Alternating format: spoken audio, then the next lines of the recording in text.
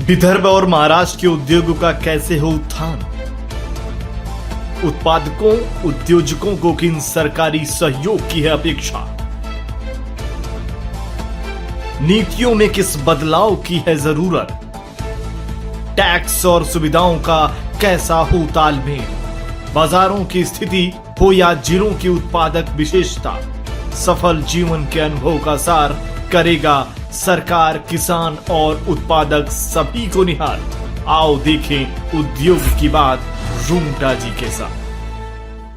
नमस्कार। हमारे मुख्यमंत्री श्री देवेंद्र जी फडणवीस का हम अभिनंदन करना चाहेंगे कि पूरे देश में महाराष्ट्र एक ऐसा है जहां पर स्टारलिंक के साथ उन्होंने पहला एमओयू किया है, एग्रीमेंट किया है, जिसके अंतर्गत इसका फायदा गढ़चिरौली और वाशिम के जिलों में दूर दराज जो इंटरनेट कनेक्टिविटी है उसको मिलेगा। ऐसे महाराष्ट्र में 4 जिलों को मिलने वाला है, लेकिन हमारे विदर्भ के वाशिम और गढ़चिरौली को इससे अच्छा फायदा होगा। इससे लगता है कि हमारी कनेक्टिविटी अब काफ़ी बढ़ जाएगी और स्टारलिंक इलॉन मस्क की सबसे बड़ी कंपनी है जो पूरे अंतर्राष्ट्रीय स्तर पर इंटरनेट में सबसे बड़ी सर्विसेज प्रोवाइडर है। और दूसरी, टाटा टेक्नोलॉजी के द्वारा भी अजीत पवार के नेतृत्व में अमरावती में भी एग्रीमेंट किया गया है, जहाँ पर इनोवेशन, इन्वेंशन और इंक्यूबेटर्स, इनके ऊपर वहाँ पे ट्रेनिंग दी जाएगी और वहाँ पे अच्छे जो जॉब्स है उसके लिए अमरावती में उसका सबसे ज़्यादा फायदा होगा। हम यहाँ पे चर्चा इसलिए करना चाहते हैं कि विदर्भ को जो आयाम हमारे सीएम दे रहे हैं, तो एक बहुत ही मजबूती के साथ दे रहे हैं। जिस तरह से योगी ने जो आयाम इतने बड़े गुंडा राज यूपी में दिया, आज वहाँ पर बड़ी बड़ी इंडस्ट्रीज आ रही है, लेकिन पिछले 2.5 साल में जो उन्होंने देवेंद्र जी ने काम किया वह बहुत तारीफ काबिल है। लेकिन सबसे बड़ी देवेंद्र जी से हमें शिकायत है कि एमएसएमई आज भी बहुत बुरी हालत में महाराष्ट्र और विदर्भ में काम कर रही है। आज बिजली की दरें इतनी बढ़ गई है कि आज उसको फेस करना बड़ा मुश्किल हो रहा है। फाउंड्री उद्योग, टेक्सटाइल उद्योग, एग्रो बेस्ड इंडस्ट्री सभी करा रही है। अभी हाल में उन्होंने कहा कि एफएससी हमने कम कर दी है। एफएससी जो 1 महीने पहले आपने 95% 95 पैसा नेगेटिव किया था, लेकिन पिछले माह फिर आपने एफएससी की और इस महीने आपने अक्टूबर में एफएससी नहीं ली। इसका लेकिन बिजली पर कोई ज्यादा इतना बिल पे फर्क नहीं पड़ेगा, लेकिन सबसे बड़ा फर्क है जो डिमांड चार्जेस है, बाकी के चार्जेस है, इतने महंगे हैं। सबसे बड़ी जरूरत है कि हमें देखना है कि जब अजीत पवार ऊर्जा मंत्री थे तब वासरी के अंदर काफी घोटाले हुए थे, तो उसमें वासरी के घोटालों के बाद इसी सरकार ने वासरी पूरी बंद करवा दी थी। लेकिन अब वह वासरी का राज फिर से खेलने में आ गया है।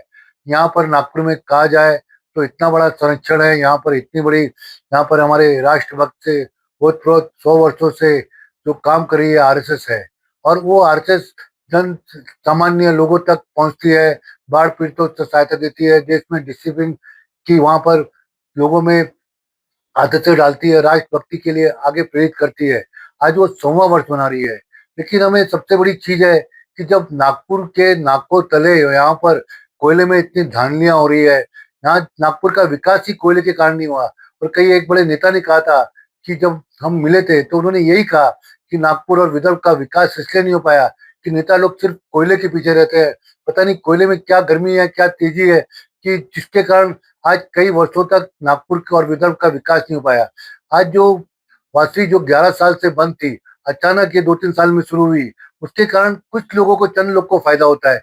लेकिन आज जितने हमारे बिजली के उपभोक्ता है उसको 2 रुपया प्रति यूनिट का उससे नुकसान हो रहा है। और साथ में जहाँ पर पावर स्टेशन है वहां पर जो जब वाष्प खोल जाता है उसमें इतना, ये पावर स्टेशन में जो स्पॉन्ज आयरन का डस्ट होता है वो मिला होता है, वो तो जलता नहीं है लेकिन हवा में उड़ता रहता है और वहां पर कैंसर जैसी बहुत सारी घातक बीमारियां वहां फैला रहा है। तो इसके लिए हाईकोर्ट के द्वारा ऐसा संज्ञान लेना चाहिए कि जहां पर जो ये काम हो रहा है, सरकार ने भी इसके बाद सोचना चाहिए कि इस तरह का जो जो घोटाले हो रहे हैं और उस घोटाले से आज आम उपभोक्ता, एमएसएमई का पतन हो रहा है, तो उसके अंदर शीघ्र से शीघ्र इस अधिवेशन के अंतर्गत उसके पहले काम होना बहुत जरूरी है कि किस तरह से हम वासरी को कम कर सके उसको। और वासरी को लेना है तो जहाँ पर कोयला होता है वहां पर, या जहाँ पावर प्लांट है वहां पर लगाना चाहिए, वहां पर चेक किया जा सके। आज देखा जाए तो जितना भी हमारे स्पॉन्ज आयरन में 10 साल का जो डस्ट था वो पहाड़ बन गया था। इसके बारे में महाराष्ट्र पोल्यूशन कंट्रोल बोर्ड को भी मालूम है, वहाँ के आजू बाजू के लोगों को भी मालूम है। एक साल में जैसे ही वासरी चालू हुई पूरा का पूरा डस्ट गायब हो गया। ये डस्ट कहाँ गया, इसके ऊपर इंक्वायरी होनी चाहिए। आज आम उपभोक्ता एमएसएमई यूनिट इससे बहुत परेशान है। हमारे विधायक किशोर जोरगेवार जी ने भी हाल ही में विधानसभा में प्रश्न उठाया था और उन्होंने कहा था कि इस तरफ सरकार का ध्यान देना बहुत जरूरी है, क्योंकि इससे आम लोग प्रभावित हो रहे हैं। कुछ लोगों के, चंद लोगों के, मुट्ठी लोगों के प्रभाव से जो आज सरकार में अपना काम कर रहे हैं, आम लोगों को प्रभावित करके बिजली के दर अनाप शनाप देते जा रहे हैं। दूसरा देखा जाए तो कुछ लोग ऐसे हैं महाजिनको में और महावितरण में बैठे हुए हैं कि जो वहां पर ऐसी खरीदारी कर रहे हैं जहाँ पर 40% के ऊपर हो रही है, बिना टेंडर के काम हो जा रहे हैं। और टेंडर भी होते हैं तो ऐसे होते हैं कि जेम पोर्टल के द्वारा नहीं होते, और उसमें एक अनुभव की क्राइटेरिया डाल दी जाती है। आज इतनी एडवांस टेक्नोलॉजी, एआई टेक्नोलॉजी आ गई है, तो वहां पर अनुभव की क्या जरूरत है। अच्छे अच्छे हमारे इंजीनियर्स आ रहे हैं, जो इंजीनियर नासा के अंतर्गत तहलका मचा सकते हैं, वो क्या भारत में नहीं कर सकते। आज हमें जरूरत है ऐसे व्यक्तित्व की, जिस तरह से न्यूयॉर्क में हाल ही में इलेक्शन जीता भारतीय मूल के मीरा नायर के पुत्र ने, जिसने सिर्फ एक चमत्कार किया कि जो आज जीतने के लायक नहीं था, आज उसने ट्रम्प को भी मुश्किल में ला दिया है। ऐसे मिमदानी के हम तारीफ करते हैं, वैसे मिमदानी की जरूरत है जो विदर्भ में खड़ा होकर यह बता सके जो गलत गलत काम हो रहे हैं उसको रोकना चाहिए। आज जो स्वास्थ्य पे बुरे परिणाम हो रहे हैं, जिससे बीमारियां फैल रही है, उसको रोकने के लिए, और जो आम उपभोक्ताओं पर जो इतना महंगा ये बिजली के दर आ रहे हैं जिससे उद्योग तड़पड़ा रहे हैं, तो उसको रोकने के लिए कम से कम सरकार ने यानी बाध्य होकर काम करना चाहिए। किसी के प्रभाव न आते हुए ये अगर एक काम किया तो निस्संदेह लोगों को राहत मिलेगी और अच्छे कोयले से अच्छे पावर स्टेशन चलेंगे। आज वैसे भी थर्मल पावर स्टेशन की बहुत ही हालत खराब है। आज सोलार के कारण बहुत सारे दिन में ऊर्जा इतनी हो रही है कि हमारे चंद्रपुर में धारीवाल जैसे कई प्लांट को बिजली देने में बड़ी तकलीफें हो रही है। तो दिन में बिजली की इतनी खपत नहीं है जितनी कि उसका उत्पादन हो रहा है। तो जरूरी है कि सरकार ने इस ओर सोचना बहुत जरूरी है। हम विदर्भ के कुछ ऐसे चुनिंदा इंडस्ट्रीज की बात करना चाहेंगे जिससे विदर्भ का उन्होंने बहुत नाम बढ़ाया है, और आज भारत में नहीं दुनिया में उन्होंने क्रांति की है। स्नैक्स के व्यवसाय से उठे हुए हल्दीराम, जिनके शिव किशन जी अग्रवाल उन्होंने उस ग्रुप की शुरुआत की। वह ग्रुप बेसिकली उनके भाइयों से बीकानेर से शुरुआत करते हुए कलकत्ता, नागपुर और दिल्ली में किया गया, और उन्होंने बहुत अंतर्राष्ट्रीय ख्याति प्राप्त की है। आज उनका देखा जाए तो टर्नओवर 10,000 करोड़ के ऊपर है।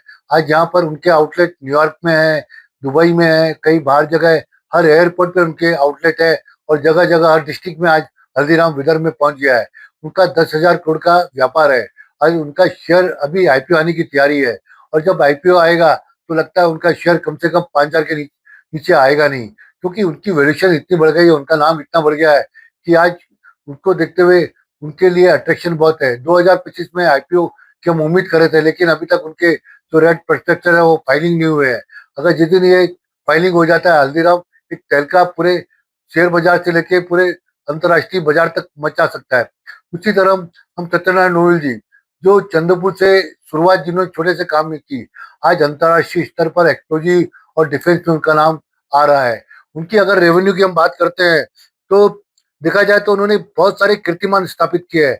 आज उनका शेयर 17,500 के ऊपर चला गया था। 1 रुपए के शेयर की जो फेस वैल्यू है 17,500 करोड़ के ऊपर चली गई। तो मानना पड़ेगा कि उन्होंने एमआरएफ जैसे शेयर को टक्कर दी है आज। और जो टाटा, अंबानी और अडानी को भी अपने फेस वैल्यू के शेयर के जो है वह अगर देता है तो बहुत बड़ी कीमत आज शेयर होल्डर को फायदा हो रही है। तो उसमें जिसमें देखा जाए तो उनका रेवेन्यू 2025 में 2167 करोड़ 35% ग्रोथ पे रहा। इबिलिटा 546 करोड़ जो 47% ईयर टू ईयर बेसिस पे रहा। Net profit after tax 371 crore जो 42% ईयर टू ईयर बेसिस पे रहा। और इस तरह मार्जिन देखे तो 25 से 26% के ऊपर क्वार्टर टू क्वार्टर बेसिस रहा। उनके जो रिकॉर्ड जो उनके पास जो ऑर्डर है वो 5,700 करोड़ से ऊपर है। उसके अंदर डिफेंस के 2,200 करोड़ के ज्यादा ऑर्डर है, और उसमें जो उनको मिसाइल्स और बहुत सारे जो डिफेंस के इक्विपमेंट है उनके राष्ट्रीय और अंतर्राष्ट्रीय ऑर्डर की काफी भरमार है। और इससे ये शेयर बहुत अच्छा है, और ये जो कंपनी बहुत अच्छी ग्रोथ कर रही है, और ये रिमार्केबल कंपनी है जो हमारे देश में नागपुर का और विदर्भ का नाम आगे कर रही है। इनका प्लांट राजौरी में भी है, नागपुर के पास भी है, वर्धा में भी है, और जो उनकी ग्रोथ है एक बहुत बड़ी ग्रोथ है, और डिफेंस में एक बहुत बड़ा नाम ये प्राइवेट सेक्टर में कर रहे हैं। तो इस तरह के हम डिफेंस सेक्टर को मजबूत साथ दे सकते हैं। उसी तरह लॉयड मेटल को देखें तो लॉयड मेटल ने भी जब से उन्होंने आयरन ओर की माइनिंग की है उसके बाद भी उनकी ग्रोथ देखा जाए तो बहुत अच्छी हुई है। तो उनके ग्रोथ के बारे में आज हम ये कह सकते हैं कि 6,721 करोड़ रुपए जो 3% ईयर टू ईयर बेसिस पे उनकी ग्रोथ रही है। इबिडेटा 2,004 करोड़ रही है। प्रॉफिट आफ्टर टैक्स 14 यानी 1,500 करोड़ के आसपास रहा है, तो 17% ग्रोथ रहा है। और टोटल एसेट 9,417 करोड़ रही है, और मार्केट कैपिटलाइजेशन 70,000 करोड़ का आज उनका है। तो इस तरह से देखा जाए तो आज लॉयड एक बहुत मजबूती के साथ स्टील सेक्टर में आया है। उसी तरह वर्धा में आज जो है उत्तम गालवा जो कोलोब्रेशन में है वहां पर, तो वो भी एक फिफ्थ लार्जेस्ट स्टील प्रोड्यूसर बन रहा है। और उनके जो प्रमोटर है उन्होंने बताया है ये कंपनी बहुत ऊंचाई पर जाएगी, और फिफ्थ लार्जेस्ट सेक्टर बनने के बाद ये देश में स्टील प्रोडक्शन बहुत मजबूत से आएगा। लेकिन स्टील सेक्टर में हम सरकार से कहना चाहते हैं कि विदर्भ में स्टील सेक्टर काफी अच्छा रहा है, लेकिन जो स्टील के भाव है आज 5 साल में सबसे निम्न स्तर पर है। आज किस तरह से स्टील सेक्टर चल सकता है यह सरकार को सोचना चाहिए। चाइना और बाकी के कंट्री किस तरह से हमारे साथ कंपटीशन पे आगे आ रहे हैं, उनका प्रोडक्शन किस तरह से हमको कम करते जा रहा है, तो ये हमारे लिए बहुत मजबूरी की बात हो जाएगी। अगर सरकार ने ध्यान नहीं दिया तो आने वाले दिनों में जिस तरह से स्टेनलेस स्टील 60% प्रोडक्शन पे आ गया है, तो ये स्टील सेक्टर कम से कम लगता है बहुत मजबूती से जो उठा हुआ था वो नीचे पे आना शुरू हो जाएगा। ऐसे समय में सरकार ने पीएलआई स्कीम या कोई ऐसी स्कीम लानी चाहिए जिससे ये सेक्टर उठ सके। और जो इनको आयरन ओर मिलता है उस पर कुछ ना कुछ ऐसे अंकुश होना चाहिए जहाँ पर जो प्राइजेस बहुत ज्यादा बढ़े हुए हैं, चाहे एनएमडीसी हो या प्राइवेट सेक्टर में, वो जो आयरन ओर है कम से कम उनको 6,000 रुपये में मिले तो वह इंडस्ट्रीज आगे टिक सकती है। अन्यथा स्टील इंडस्ट्री चौपट होने में समय नहीं लगेगा, क्योंकि टेक्सटाइल इंडस्ट्री तो यूएस टैरिफ के सामने बहुत पीछे हट गई है। हमारे राज्य शासन ने जो आज किसानों को बहुत ज्यादा नुकसान हुआ है अतिवृष्टि से, इसके लिए ध्यान देना बहुत जरूरी है। आज गोंदिया से लेके चंद्रपुर या बाकी जो हमारे वासिम सभी के किसान बहुत बुरी तरह प्रभावित हुए हैं। आज उनको रोजगार तो किस खेती से मिलता था, आज उनके पास खेती नहीं है। एक ही फसल ज्यादा से ज्यादा हमारा किसान साल में लगाता है। अगर उसको खेती से कुछ मिलता नहीं है और बर्बाद हो जाता है, वो खेती बिक्री शुरू हो जाएगी और उसको लेने वाले दूसरे हो जाएंगे। तो सरकार को चाहिए कि इसमें उनको उचित प्रोत्साहन दे, उससे लगे हुए उद्योग को प्रोत्साहन दे, जिससे कि वो उद्योग टिक सके।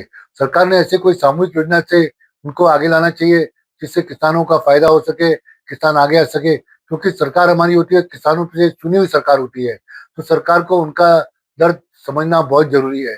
आज सबसे बड़ी समस्या ये हो जाती है कि सिर्फ सरकार बातें कर देती है लेकिन किसानों के बारे में होता नहीं है। और उनको आश्वासन दिया कि जून तक हम काम करेंगे, लेकिन जून बेचारा इसके बीच में किसान करेगा क्या? उसके कर्जे की बोझ रहेगा, बैंक वाले परेशान करेंगे, उसको ब्याज की मार रहेगी। इस चीजें के लिए सरकार ने शीघ्रता से काम करना चाहिए, और उस पर लगे हुए उद्योग जो है, जो प्रोसेसिंग उद्योग है, वहां पर भी सरकार ने सहायता देनी बहुत जरूरी है। अब हम चर्चा करते हैं कोल गैसिफिकेशन प्लांट की। कोल गैसिफिकेशन प्लांट जो हमारे विदर्भ में पहली बार आ रहे हैं पूरे देश के अंतर्गत, तो उसके लिए सरकार ने नीति ऐसी बनानी चाहिए कि उसके साथ देकर जहाँ पे उनको इंफ्रास्ट्रक्चर लगता है, जहाँ पे उनको सहायता लगती है, उनको देनी चाहिए। क्योंकि ये नए तरह के प्रोजेक्ट है, उसमें उनका नुकसान भी हो सकता है। ये नई टेक्नोलॉजी लाने के बहुत सारे पापड़ बेलने पड़ते हैं, तो राज्य सरकार ने प्रोत्साहन देते हुए आगे आना चाहिए। हम पुनः अगले सप्ताह आपसे मिलेंगे। हमने आपसे बहुत सारी चर्चाएं की। हमें उम्मीद है इस चैनल के द्वारा अगर आपसे अच्छा लगता है इसे आगे बढ़ाते रहिए। क्योंकि हम विदर्भ का विकास चाहते हैं। विदर्भ का विकास होगा तो महाराष्ट्र का बहुत सुदृढ़ता आएगी और देश का विकास होगा। और हम भारतीय लोग सिर्फ अपने देश के विकास के बारे में सोचते हैं।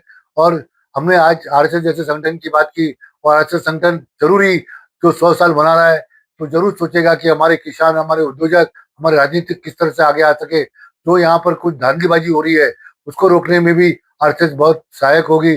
जिस तरह देश में आगे आकर आरएसएस ने काम किया है, अपने शताब्दी वर्ष पे यह काम जरूर आरएसएस करेगी। नमस्कार। अगर आप ये वीडियो YouTube पर देख रहे हैं तो हमारे चैनल को सब्सक्राइब कर बेल आइकन दबाएं।